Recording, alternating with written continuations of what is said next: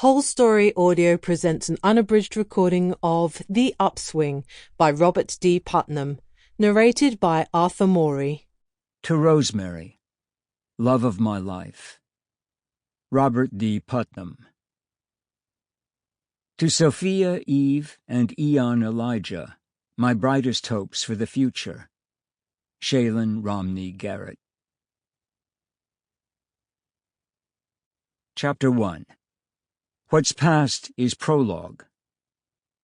What's past is prologue, what to come, in yours and my discharge. William Shakespeare, The Tempest.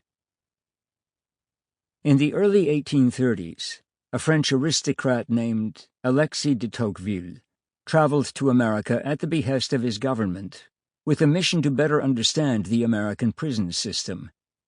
At the time, the United States was a fledgling democracy, barely half a century old, and many nations looked to it as a bold experiment. It was an open question as to whether securing liberty and equality by means of a constitution and a participatory government would or could succeed. Tocqueville traveled widely in the newly formed nation, taking detailed notes filled with observations and insights that only an outsider's perspective could yield.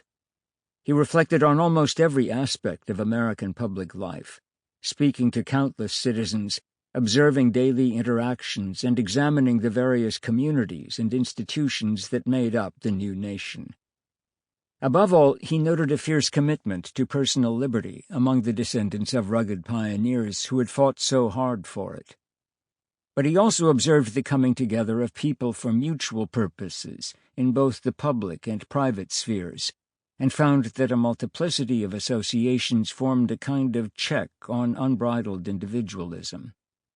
Keenly aware of the dangers of individualism, a term he coined, Tocqueville was inspired by what he saw in America.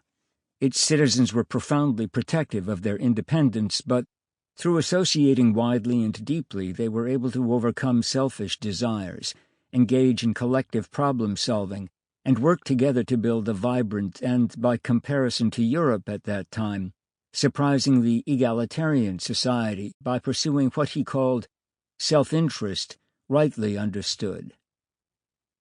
Though far from perfect in its execution, indeed this was an America built upon the genocide of Native Americans, the enslavement of African Americans, and the disenfranchisement of women, and Tocqueville was well aware of the evils of slavery.